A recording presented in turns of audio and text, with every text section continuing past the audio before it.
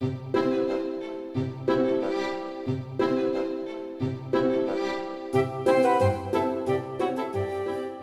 listening to the Read-Aloud Revival podcast. I'm your host, Sarah McKenzie, homeschooling mama of 6 and author of The Read-Aloud Family and Teaching from Rest. As parents, we're overwhelmed with a lot to do. It feels like every child needs something different. The good news is you are the best person to help your kids learn and grow, and home is the best place to fall in love with books. This podcast has been downloaded 7 million times in over 160 countries. So if you want to nurture warm relationships while also raising kids who love to read, you're in good company. We'll help your kids fall in love with books, and we'll help you fall in love with homeschooling. Let's get started.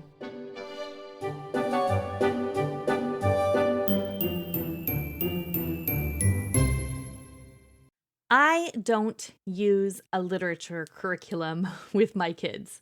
A little background here is that we've homeschooled our 6 kids since the beginning. None of our kids have ever been to school. Our oldest daughter is 20 at the time of this recording, and she's actually an English major at university.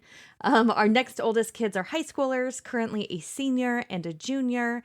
And then we have 3 younger kids, twins who are currently 8, and Clara Jane is almost 10. And we don't use literature curriculum with any of them because I found an easier, simpler, I think more delightful path that has the advantage of making it more likely that our kids will love reading more after they encounter literature, after their reading experience in school, not less. And that's kind of a rogue idea, right? I mean, how many of us loved literature more after our own literature classes? You know, how many of us actually wanted to reread the assigned texts, the book that you were assigned to make a book report on, or to do a presentation on, or to write a 5-paragraph essay on? Were those your very favorite? Were those the books you thought, this book is turning me into a reader? Did you stay up late under the covers with a flashlight, wanting to reread the books that were assigned to you in your literature class? Or a book where, when you finished it, your teacher handed you a reading comprehension worksheet. And after you did the worksheet, you thought, yes, I love Charlotte's Web more than ever now. Okay, that was not my own experience. Today, I want to talk about why we want to teach literature without a curriculum, or why we might want to teach literature without a curriculum. Now, I also feel like I should specify here, I'm talking today about literature curriculum, not how to read. We've got to teach our kids how to read, and I do like to use curriculum to teach kids how to read. My favorites, I'll just mention them here. You can find links in the show notes. If you have kids who are learning how to read, I really prefer All About Reading and The Logic of English. You don't need both. You just need one or the other. So just peek at them and see which one, jives better, looks like it's more enjoyable to you. They're both excellent Orton Gillingham-based reading programs, and I have found that teaching kids how to read using a curriculum has been really important in my own home. I know that's not true across the board, but if you have any dyslexia in your family, if you have kids that have struggled to learn to read, or if you're trying to wing it by teaching your kids to read and it's not working, check those out. All About Reading or Logic of English. They'll be in the show notes, readaloudrevival.com/196. You'll find links there. That's not what we're talking about today. We're not talking about reading curriculum. We're talking about literature curriculum. So once our kids know how to read, all of the reading curriculum after that. So whether you call it your reading class or your literature class, I'm talking about literature class, teaching our kids literature after they know how to read. So I want to make sure that's super clear. Listen, I am not someone who will tell you to fix something that is not broken. So right here at the top, I want to say, if you love your literature curriculum, keep on doing it. I'm not going to tell you not to do it. I absolutely firmly believe in using resources that, number 1, make your homeschooling life easier. Number 2, you also enjoy using. And number 3, strengthen the relationships in your family. That's what I think homeschooling resources and published curriculum should do. So if you're using a literature curriculum and your kids read voraciously for pleasure, they enjoy their school books as much as their free reading books, they do, choose to read in their free time, then keep doing what you're doing. Nothing's broken. Absolutely don't ditch your reading curriculum, your literature curriculum. What's the purpose of teaching literature in the first place? Really, we got to think about this. What's the goal? Because we know we want our kids to have literature. They need literature on their transcripts. What's the goal of teaching literature with our kids? To learn to appreciate words and their power, maybe to travel to other times and places and see the world from a different point of view.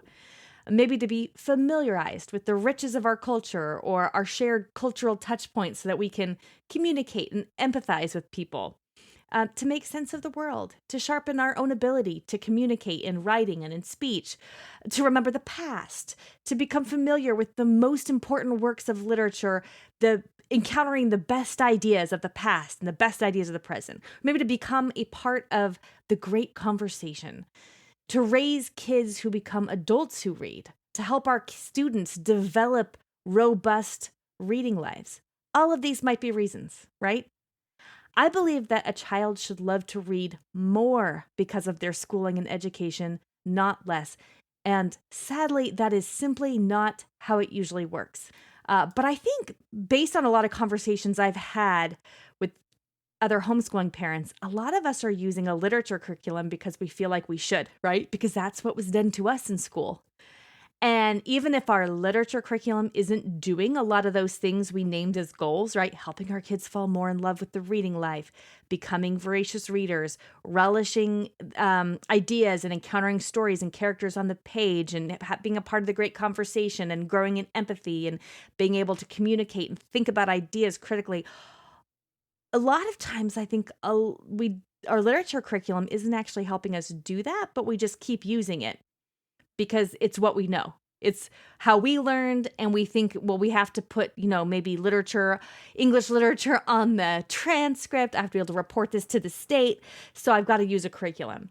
But it's sort of the name of the game in homeschooling that when something isn't working, and it's not helping you achieve your goals, it's not doing the thing you want it to do, you have the freedom to do things differently and maybe get a better outcome. So if any of those reasons I mentioned just a second ago ring bells for you and you think, yes, I want my kids to love reading more after school, not less. I want them to want to read more. I want them to love and reread books that they were reading for school because they love them so much. Keep listening because I do too. And I think there's a better way to do things than just using literature curriculum if that has not worked for you. This whole episode is just an invitation to think about things differently.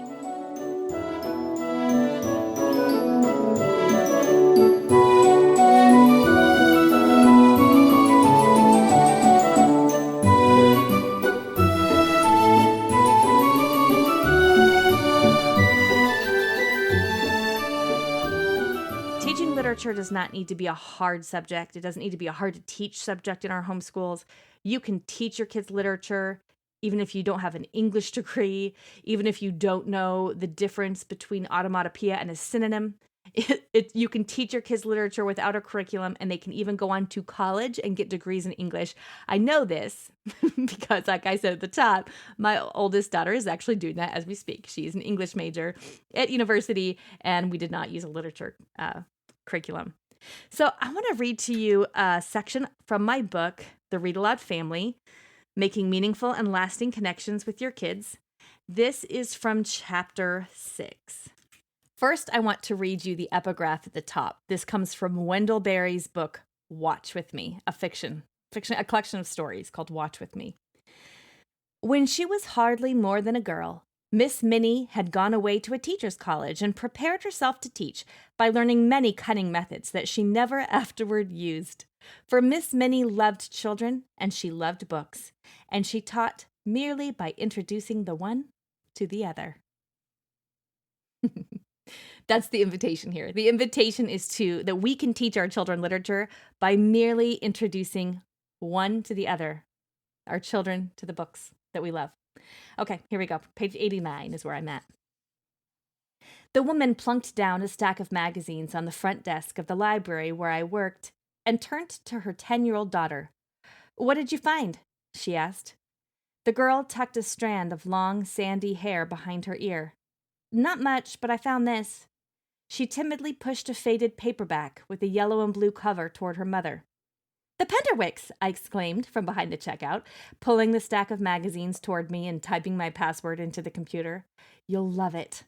I picked up the book to start scanning barcodes. "Wait, what is that?" The girl's mother took the book from my hand and peered through her glasses, eyeing it skeptically. She turned to her daughter. "Is this on the list for school?" "Well, no."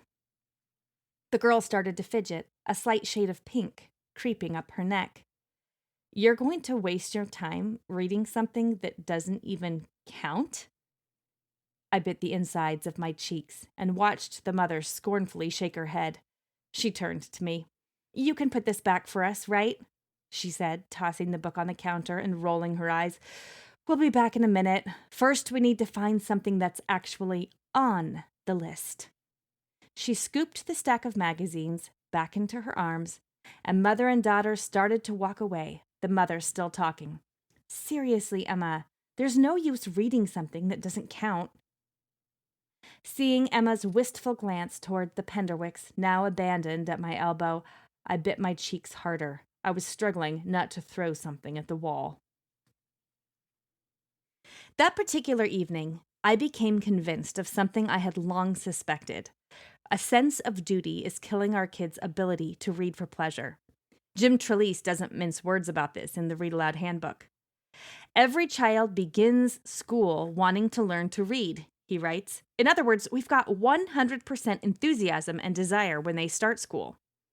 That number declines steadily, however, beginning in late elementary school, and continues to decline rapidly every year thereafter. A typical high school student reads for pleasure approximately 6 minutes per day. Dr. Daniel Willingham tells us what this means in his book, Raising Kids Who Read. As a professor of psychology at the University of Virginia, he has researched and written about strategies to help parents enjoy books with their kids. In Raising Kids Who Read, he notes that those 6 minutes a day actually indicate that most kids don't read at all, while a very few read quite a lot. The natural question is, why? Trelease answers that in Chapter 1 of his book. He writes, "It was either never planted or driven out by seat work and test prep, leaving no room for a pleasure connection." End quote.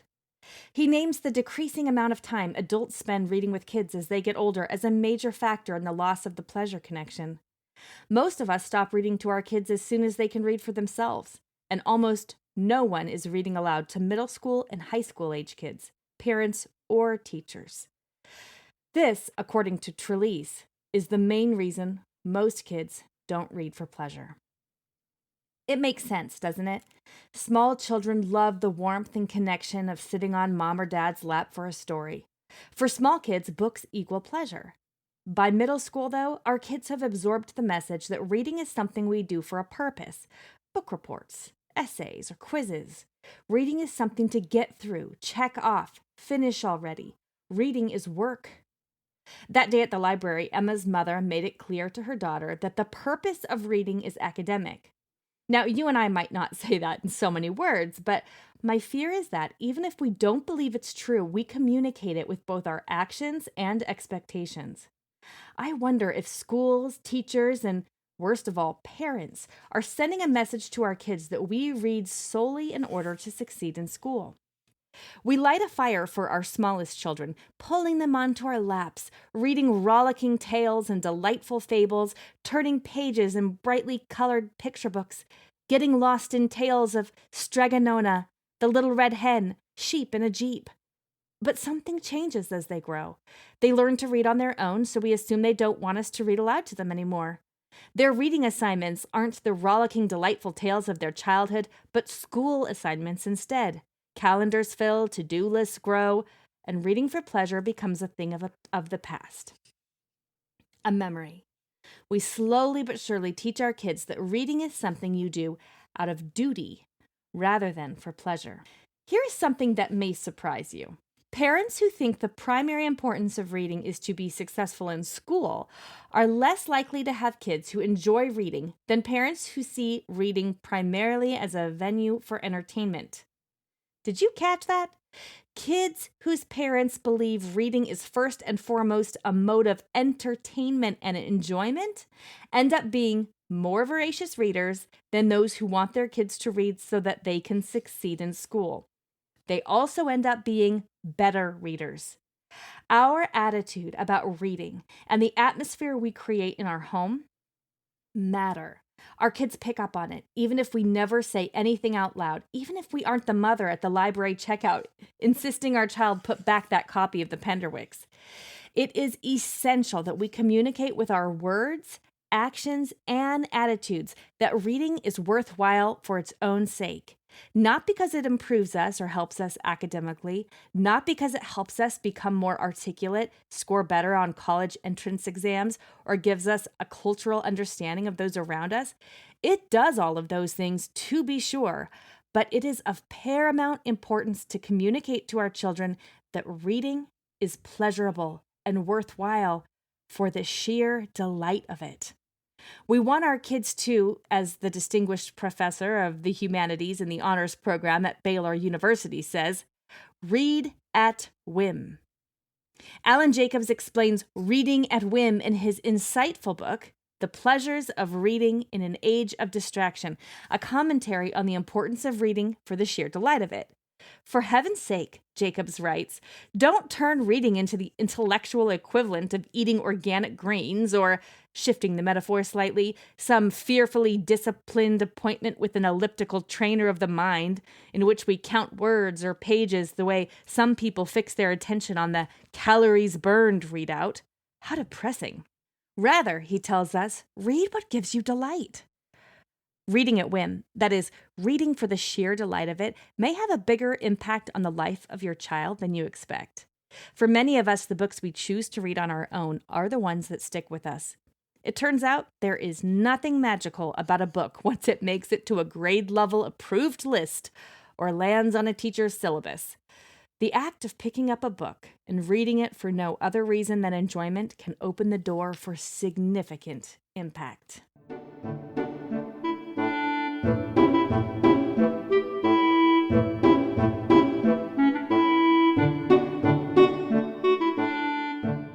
So think back on your own school life. Were the books that you were assigned to maybe do a book report on or write a 5-paragraph essay on or some other kind of thing? Maybe you had to take a comprehension quiz. That's a very popular thing these days, right? You have the kids read a book and then they have to answer a bunch of questions. And the single purpose for those questions is to tell the teacher whether or not the student read the book. That is the single purpose of them. If you were to read a book for fun this week, and let's just say your best friend hands you a book and says, oh my gosh, you've got to read this. This just happened to me. I read Once Upon a Wardrobe by Patty Callahan, and I pressed it into my friend's hands and said, you've got to read this. And then if she read it and I followed that up quickly with a comprehension quiz, like first you're going to take this quiz to make sure you actually read it. I want to make sure you read it correctly, right? And then you're going to write a 5-paragraph essay about it. She wouldn't love it anymore. It just ruined it. I just killed the whole experience, right? That's actually not the way that adults interact with books who are voracious readers.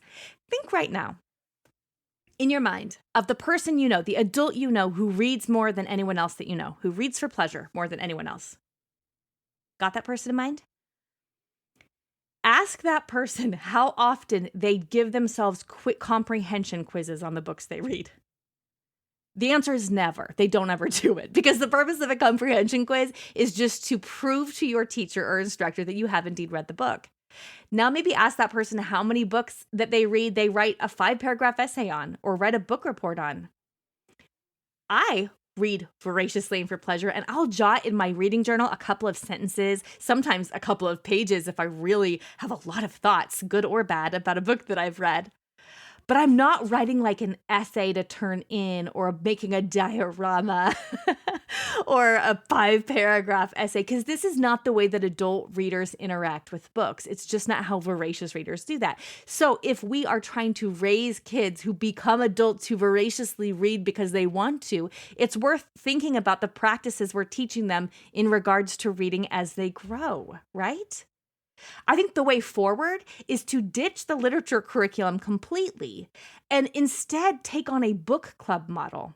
based on this idea of helping our kids learn the skills they'll need if they're going to be adult voracious readers. What do adult voracious readers do? Asking that question and then answering it and creating an environment where we're setting the stage for them to become engaged, interested, disciplined, thinking, thoughtful readers who love reading for the delight and joy and aliveness that it brings to us. That seems to me like such a better way forward than here, read chapter 6 of Charlotte's Web and then take this quiz and answer the questions. So instead of that very traditional literature curriculum approach, we don't need a curriculum at all. We can just read books together, read books alone, discuss them using open-ended questions, and then have simple shared experiences around them. That is how simple this can be. That is the way I've been teaching my own kids literature for years now. And it's so interesting to me when my oldest daughter went to college and she's in all these classes for her English major. And her teachers have compliments and comments for her on how she thoughtfully reads and responds to books. And she's not ever done a literature curriculum. Isn't that interesting? It's like just an interesting thing to consider. You can shake things up and do things in a more delightful way. Now, I'm going to be teaching a workshop on how to do this, like what it looks like on a step-by-step practical level to teach literature without a curriculum at the Great Homeschool Conventions in 2022. So if you are able to come to any of those, I would invite you to that session. It's going to be great. We're going to be talking about how to do this. Those are happening in 2022 in 5 different locations: Greenville, South Carolina, St. Charles, Missouri, Round Rock, Texas, Cincinnati, Ohio, and Ontario, California. I'll be at all of them. I love going to them. I love seeing you and connecting with you and giving you book recommendations when you give me a hug and getting your book recommendations. I'm doing 4 different sessions at the Great Homeschool Conventions. How to teach literature without a curriculum is one. Another is the 10 best questions we've been asked. That's what I'm doing with Andrew Pudua from the Institute for Excellence in Writing. And then I'm doing 2 with Pam Barnhill and Colleen Kessler. One is a Real Mom Tour, which is a really fun mom's night out on Thursday night. It's fun, encouraging, kind of lighthearted. And then we also do a Real Mom panel, which is like a Q&A where we answer all your questions, as many questions as we can in an hour. So if you are able to come to a Great Homeschool Convention, please come give me a hug and say hello. I've got a coupon code for you. You can use the code REALMOM, that's all one word, REALMOM, to get $10 off your registration. And then I'm also going to make my own workshops, the one with Andrew Pudua, and also this one on how to teach literature without a curriculum, available to RAR Premium members. So if you are unable to get to a GHC conference, you can get into RAR Premium to get access to it. Those are going to be available midsummer 2022, after the Great Homeschool Conventions have wrapped up. I'll make those available in RAR Premium. But you don't necessarily have to wait because it's a very simple system. We're talking about reading with our kids and also having them read alone, right? Giving them lots of time to read.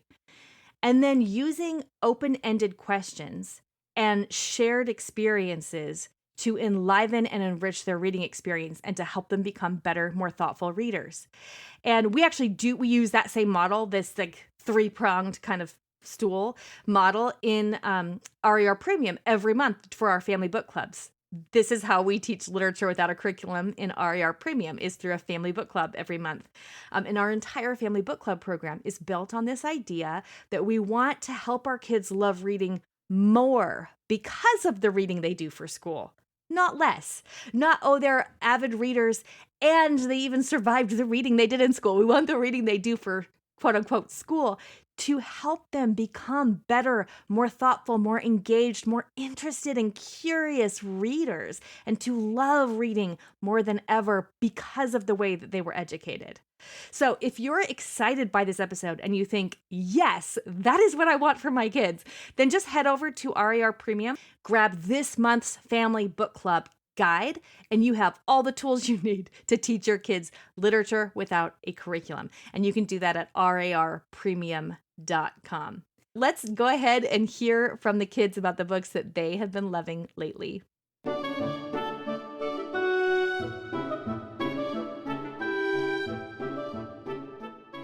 My name is Embry. I'm from Colorado Springs. I'm 7 years old. My favorite book is The Dress and the Girl, and I like it because it's extraordinary. My name is Jill. I'm from Colorado. I'm 4 years old. My favorite book is Tractor Mac. I like it because they build a barn at the end. My name is Ruby. I'm from Colorado Springs. I'm 7 years old, and my favorite book is The Lion, the Witch, and the Wardrobe, and I like everything about it. Hi, my name is Hudson. I am 6 years old. I live in Oklahoma City, and I am 6.5. And my favorite book is Ramona and also Paddington.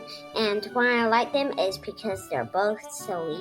Hi, I'm Josiah. I'm 9 years old, and I like How to Train Your Dragon because Hiccup goes on adventures with his very best friend. Hi, my name is Phoebe, and I am 4, and my favorite book is Ramona. And why I like Ramona is because she's silly. Thanks for listening. If you've got a question for an upcoming episode, leave me a voicemail at readaloudrevival.com/message.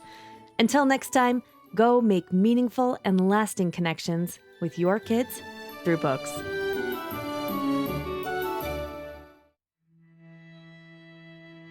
So many of us feel overwhelmed in our homeschool. There's a lot to do, and it feels like every child needs something a little different. The good news is, you are the best person on the planet to help your kids learn and grow, and home is the best place to fall in love with books.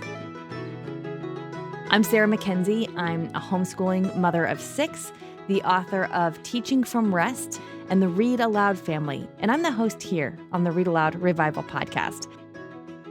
This podcast has been downloaded over 8 million times. And I think it's because so many of us want the same things. We want our kids to be readers, to love reading. We want our homes to be warm and happy havens of learning and connection. We know that raising our kids is the most important work of our lives.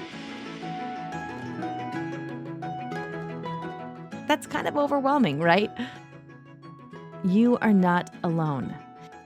In Read-Aloud Revival Premium, we offer family book clubs, a vibrant community, and Circle with Sarah, coaching for you, the homeschooling mom, so you can teach from rest, homeschool with confidence, and raise kids who love to read.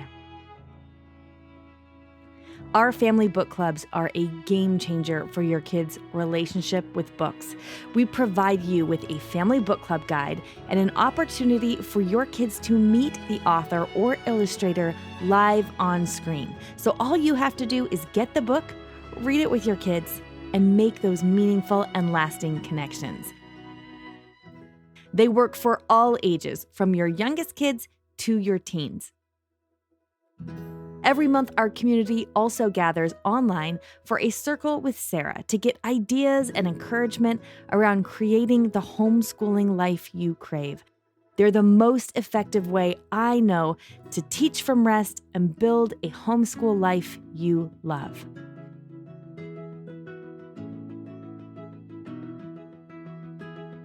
We want to help your kids fall in love with books, and we want to help you fall in love with homeschooling.